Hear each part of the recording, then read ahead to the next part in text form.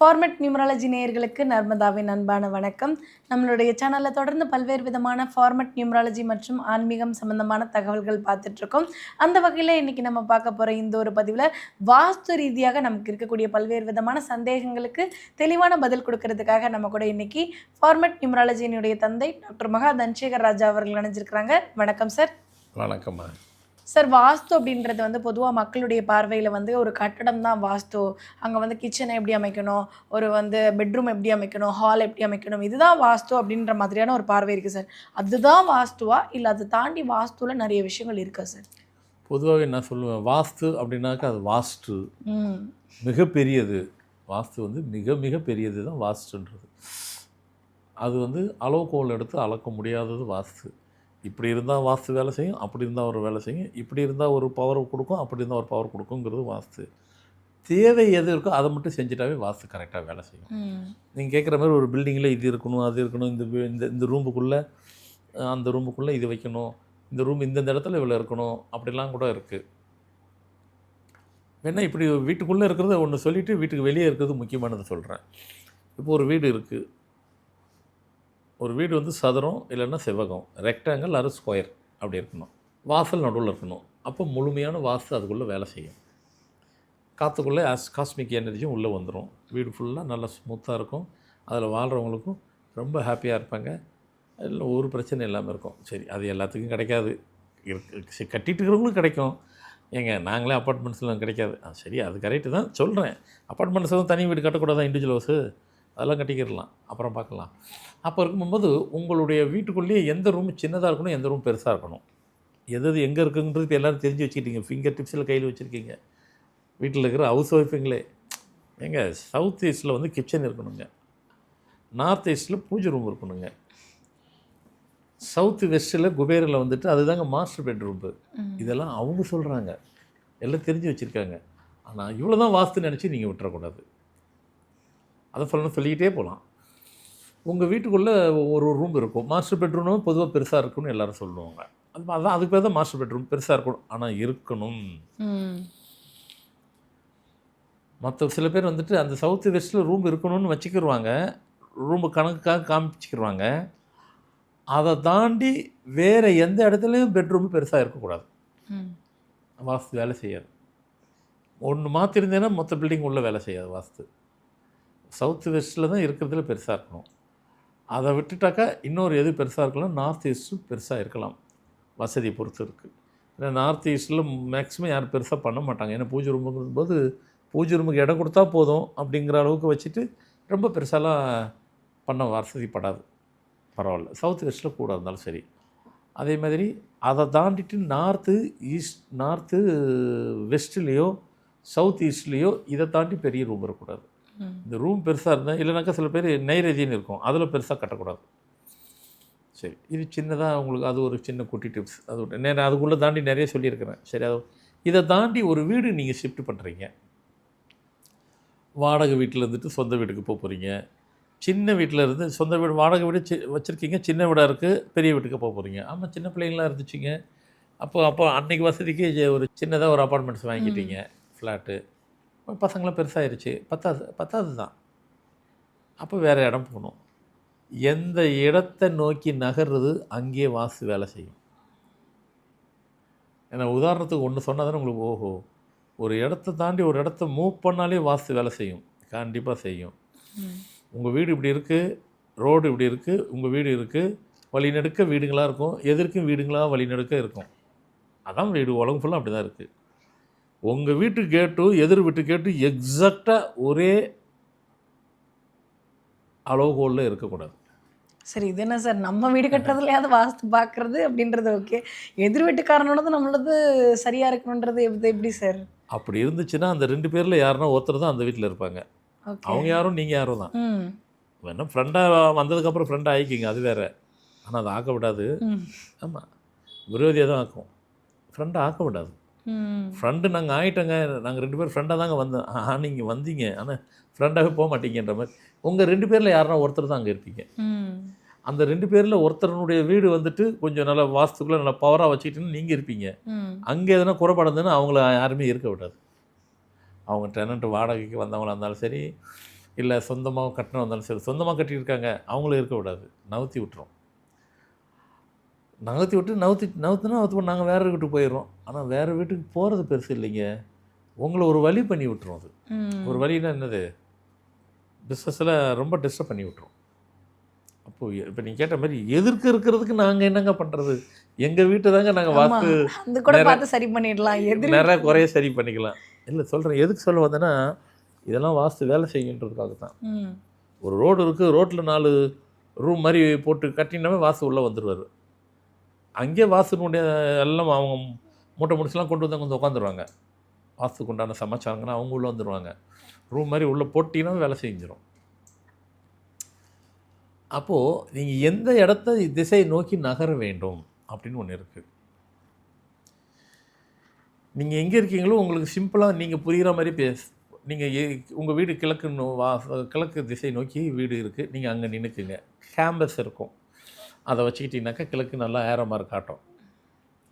உங்கள் வீட்டுக்கு தென்மேற்கு அந்த திசையை நோக்கி தான் நீங்கள் புதுசாக வீடு கட்ட போகணும், பார்க்க போகணும், வாங்க போகணும். எங்கள் உலகத்தில் இருக்கிற அவ்வளோ பேருமே தென்மேற்கு பகுதியை நோக்கி போகணுன்னாக்க அப்புறம் உலகம் தாங்குமா? அதான் கேள்வி, நியாயமான கேள்வி. யாருக்கெல்லாம் அந்த குடுப்பினை இருக்கோ அது நடக்கும். யாருக்கு அதிர்ஷ்டம் இருக்கோ அடிக்கணும்னு இருக்கோ அவங்களுக்கு அடிக்கணுன்றீங்க. சரிங்க, நீங்கள் சொல்லிட்டீங்க. தென்கிழக்கு நோக்கி நகர்ந்துட்டோம், போகிற மாதிரி சூழ்நிலை வந்துருச்சு, என்ன இருக்கும்? இல்லை வடகிழக்கு நோக்கி நகர்ந்துட்டோம், என்ன சூழ்நிலை வந்துடப்போகுது? வடமேற்கு பக்கம் நகர்ந்துட்டோம், என்ன சூழ்நிலை வந்துடப்போகுது? 4 திசை இருக்குது இல்லைங்க இல்லையா? 4 திசையை நோக்கி ட்ராவல்ஸ் நடந்துக்கிட்டே தான் இருக்கும், லைஃப் மூமெண்ட் இருந்துக்கிட்டே தான் இருக்கும், உலகம் ஃபுல்லாக ஏஞ்சிக்கிட்டே தான் இருக்கும். ஒரு இடத்த விட்டு ஒரு இடம் மூவ் பண்ணுறீங்க. அதான் நான் முதல்ல சொன்ன மாதிரி வாடகை வீட்டில் இருந்துட்டு சொந்த வீட்டுக்கு போகலாம், சின்ன வீட்டிலேருந்து பெரிய வீடு, ரெண்டுமே சொந்த வீடாக இருக்கலாம், போகலாம், என்ன வேணாலும் நடக்கலாம். அப்படின்னாக்கா நீங்கள் ஃபஸ்ட்டு சாய்ஸ் நீங்கள் இருக்கிறதுல வந்துட்டு உங்களுக்கு தென்மேற்கு பகுதி அதை நோக்கி நகர்ந்தீங்கன்னா என்ன அப்படின்னு கேட்டிங்கனாக்கா உங்களுடைய வாழ்க்கையின் வளர்ச்சி அசுர ரூபத்தில் வளர்ச்சி இருக்கும். அசுர ரூபத்தில் வேறு கட்டத்துக்கு உங்கள் லைஃபே கொண்டு போயிடும். ஒரு மிடில் கிளாஸ் உள்ளவங்கள கோடீஸ்வரன் ஆக்கிடும். மிடில் கிளாஸுங்க நாங்கள் அப்படி தானே மூவ் பண்ணுறீங்க, மிடில் கிளாஸ் சின்ன வீடு தானே வாங்குனீங்க, அப்போ நீங்கள் மிடில் கிளாஸ் தானே. ஆனால் தென்மேற்கு பகுதி போனீங்கன்னா கோடீஸ்வரர் லிஸ்ட்டில் சேர்ந்துருவீங்க. இதுக்கே வாஸ்து வேலை செய்யுமா? அதான் சொல்கிறேன்ல, ஒவ்வொன்றுத்துக்கும் செய்யும். சரி, வடகிழக்கு பக்கம் நோக்கி போகிறீங்க அப்படின்னாக்கா ஆன்மீகத்தில் அதிகம் ஈடுபாடை உங்களை கொண்டு வந்து கொடுத்துரும்.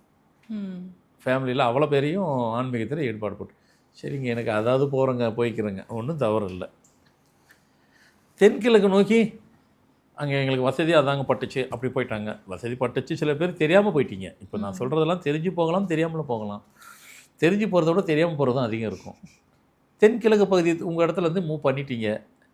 நீங்கள் என்றைக்கு மூவ் பண்ணீங்களோ அன்னையிலேருந்து நீங்கள் அங்கேயே தான் இருக்க போகிறீங்கன்னாக்கா, இல்லை கொஞ்ச நாள் தான் இருக்க போகிறீங்கனாலும் தூங்குகிற நேரம் கூட முழுசாக தூக்கம் வராது, டீப் ஸ்லீப்பிங்கே இருக்காது.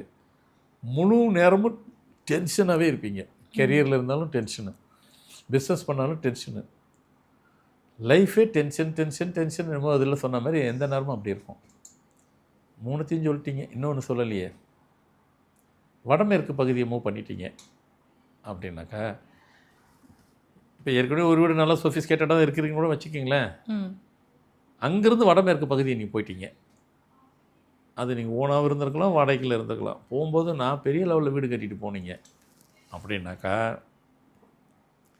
வடமேற்கு பகுதி யாருமே போகக்கூடாது. ஒரு வேளை போனீங்கன்னாக்கா உங்களை ஸ்டேட்டஸை உயர்த்துற மாதிரி உயர்த்தும். ஆனால் அது உயர்த்தலை, உங்களை உயர்த்துற மாதிரி தான் உயர்த்துன்னு நான் சொன்னேன்ல, உயர்த்தி விட்டுருச்சுன்னு நான் சொல்லலை. அப்படியே கீழே விட்டுரும்.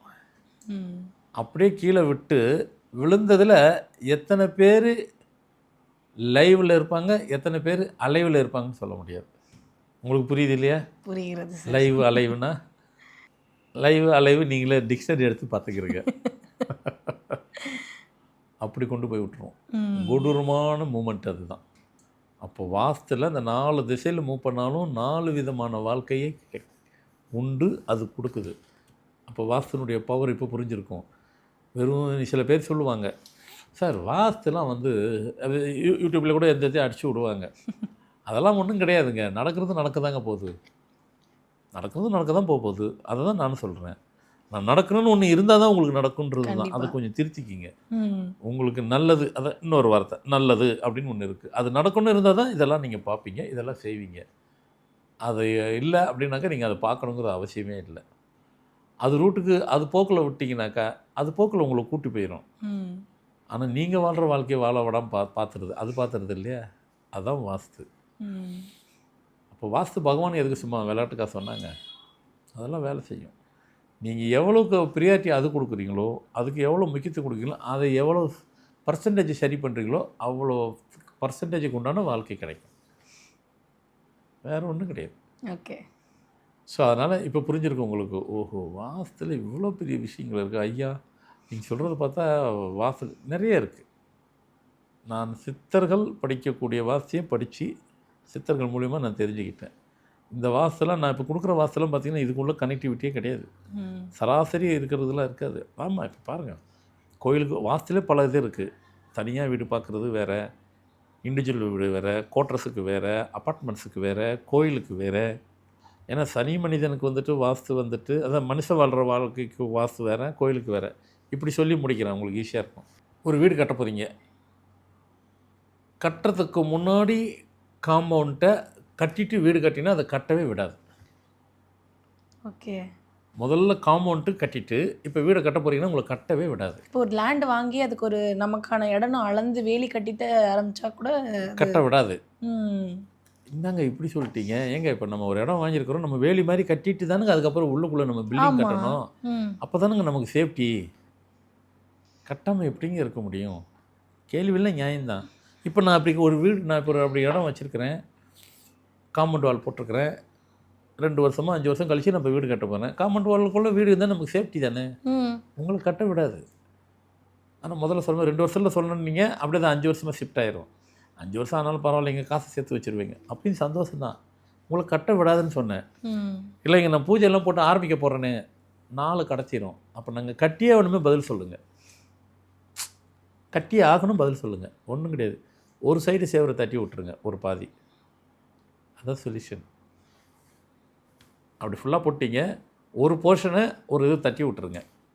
இப்போ கட்ட விட்டுரும்.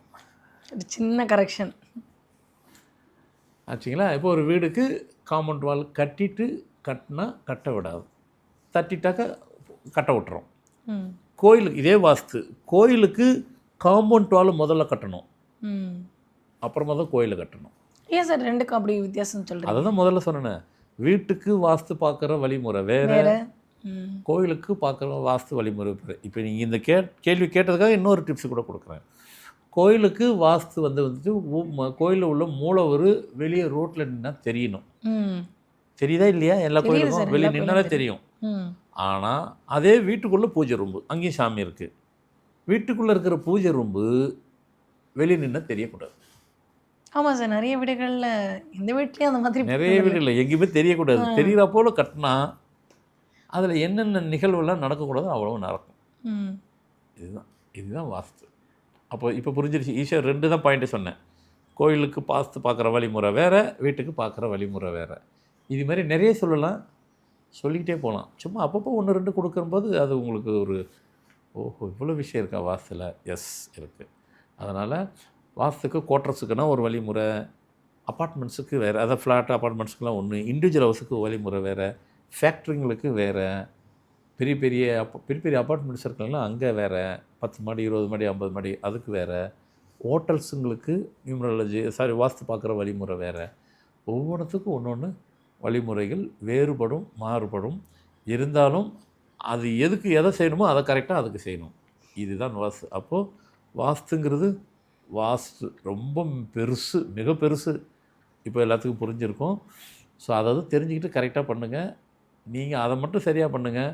உங்களை எந்த லெவலுக்கு கொண்டு போய் விட்டு பெரிய லெவலுக்கு கொண்டு வரணுமோ வாஸ்து மீதி பார்த்துக்கணும். கண்டிப்பாக சார். ஒரு வாஸ்து அப்படின்றது வந்து நமக்கான வீடு அப்படின்றத தாண்டி வந்து அந்த வீட்டில் நம்ம வாழ்ந்தோம் அப்படிங்கிறதையும் அந்த வாஸ்து தான் முடிவு பண்ணும் அப்படின்றத சொல்லியிருக்கீங்க. கண்டிப்பாக பார்த்துட்டு இருக்கக்கூடிய நேயர்களுக்கு அது ரொம்ப யூஸ்ஃபுல்லாக இருக்கும் நம்புகிறோம். ரொம்ப நன்றி சார். வணக்கம்மா.